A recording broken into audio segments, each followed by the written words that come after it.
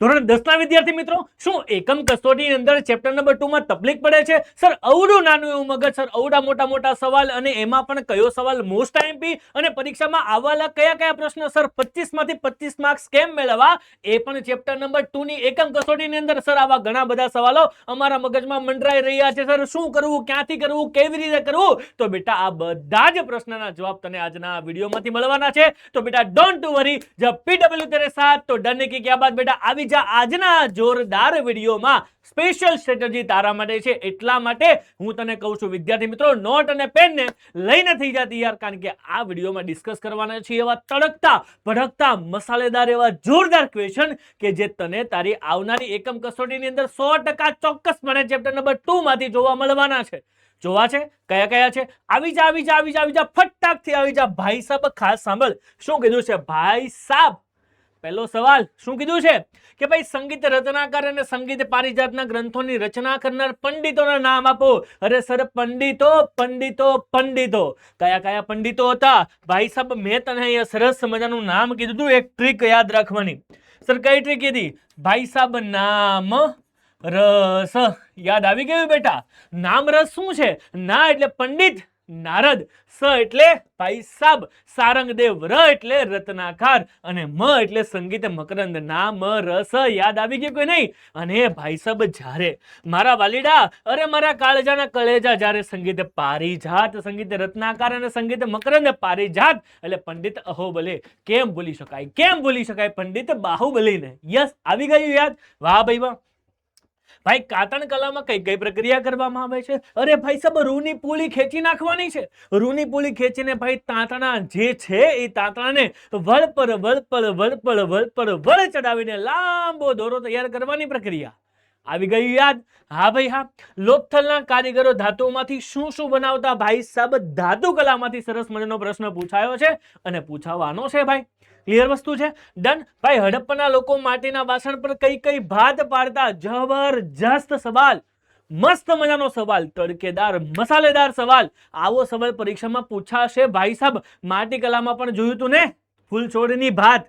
Yes બેટા. અને ભાઈ ભવાઈ કલા વિશે શું આપો? માહિતી આપો. અરે ભાઈ રંગલો અને રંગલી દ્વારા ભાઈ ભવાઈ એ ભાઈ સામાજિક કુરિવાજોનો પ્રતિકાર કરનાર જબરજસ્ત નાટક અને ભાઈ આશરે 700 વર્ષ જૂની કલા અને અસાઈ ઠાકર દ્વારા શરૂ કરાયેલી કલા. કઈ કલા? ભવાઈ કલા. આવી ગયું યાદ? રામદેવ નો વેશ, ઠંડા ઝુલન નો વેશ, જબરજસ્ત વાત કરી હતી આપણે. યસ. ગુજરાતના ગરબા અને ગરબી વિશેનું માહિતી આપો ભાઈ સાહેબ. હાલો હાલો હાલો હાલો ગરબા રમવા હાલો ભાઈ સાહેબ. ગરબા રમવા નહીં, ગરબાનો સવાલ લખવા હાલો. ગરબા અને ગરબી વિશે તને 2 માર્ક્સનો સરસ મજાનો સવાલ પૂછાઈ શકે છે. ક્લિયર? ભાઈ ભારત અને ગુજરાતમાં હીરા અને મોતી મીના કારીગરી વિશે સરસ મજાની સવાલ નો ટુકનોદ વિશે માહિતી આપો. ભાઈ સાહેબ ટુકનોદ તારે કઈ દેવાની છે? ભારત નીચેથી ખાસ સમજો શું કીધું છે ભાઈ? 7517 7517 કિલોમીટર દરિયા કિનારો ધરાવે છે. કીધું તું? યાદ કરી હતી? હા સર બધી વસ્તુને યાદ કરી હતી. અરે ભાઈ મીના કારીગરી એટલે શું? રંગ કરવાની કલા. આવી ગયું યાદ? હા સર હા. ક્લિયર? અને ગુજરાતના આદિવાસી નૃત્યોની માહિતી આપો. હા હા હો ચાલો નૃત્ય ખબર છે ને? પ્રાણીઓનું અને ભાઈ પક્ષીઓની નકલ કરનારું નૃત્ય. કયું નૃત્ય? ચાલો નૃત્ય.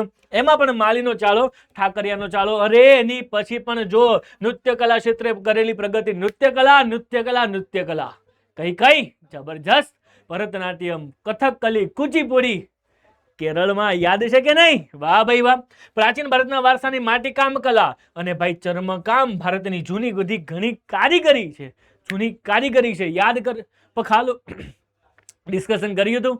હા બેટા. એની પછી સંગીત રત્નાકારનો પરિચય આપો ને કથકલી નૃત્ય વિશે શું આપો બેટા? સરસ મજાની માહિતી આપી દો ભાઈ સાહેબ. આ બધા પ્રશ્નો બેટા તને 2 માર્ક્સની અંદર પૂછાઈ શકે છે ભાઈ. ભૂલથી પણ આ ક્વેશ્ચનને ભૂલતો નહીં. અને જો બેટા આ ક્વેશ્ચનની પીડીએફ જોઈએ છે, ફટાકથી બેટા આ ફટાકથી QR કોડને સ્કેન કરી લે અને જા આ વિડીયોના ડિસ્ક્રિપ્શનની અંદર તેના પર ક્લિક પણ આપેલી છે, તેના પર ક્લિક કરી દે અને સીધો જ પહોંચી જા ડાયરેક્ટ WhatsApp ચેનલમાં સરકોની PW ગુજરાતી 8 9 10. જે ભાઈ સાહેબ સૌથી મોટા પ્લેટફોર્મની તો ભાઈ સાહેબ આવી જા. તો મારા વાલીડાઓ આઈ હોપ સો કે તને હવે કોઈ પણ જાતનો ઇશ્યુ નહીં રહ્યો હોય. તારા બધા પ્રશ્નના સોલ્યુશન તને મળી ગયા છે અને હજી બેટા તારે કયા પ્રશ્નના સવાલ જોઈએ છે, શેનો આઈએમપી જોઈએ છે, બેટા કમેન્ટ કરી દે અને મને કહી દે કે તારે કયા ચેપ્ટરના આઈએમપી જોઈએ છે. અને ભાઈ સાહેબ જો તારે 25 માંથી 25 લાવવાનો ટાર્ગેટ અચીવ કરવો હોય ને તો ભાઈ સાહેબ તારે મને કરવું પડશે પ્રોમિસ. શું તું મને પ્રોમિસ કરે છે કે નહીં? તો ભાઈ સાહેબ મને કહી દે કે આઈ પ્રોમિસ ધેટ કે હું 25 માંથી 25 માર્ક્સ કવર કરી લઈશ આ સવાલને વાંચીને. અને આગળના સવાલ માટે તમારે કયા ચેપ્ટરના આઈએમપી જોઈએ છે એ મને કહી દો ફટાકથી ડાઉટ સેક્શનની અંદર, ચેટ બોક્સની અંદર, કમેન્ટ બોક્સની અંદર. ભાઈ સાહેબ ચલો મારા વાલા વિદ્યાર્થી મિત્રો આજના લેક્ચર માટે એટલું જ રાખીએ. Enough four today. Have a great day. જય હિન્દ, જય જય ગરવી ગુજરાત.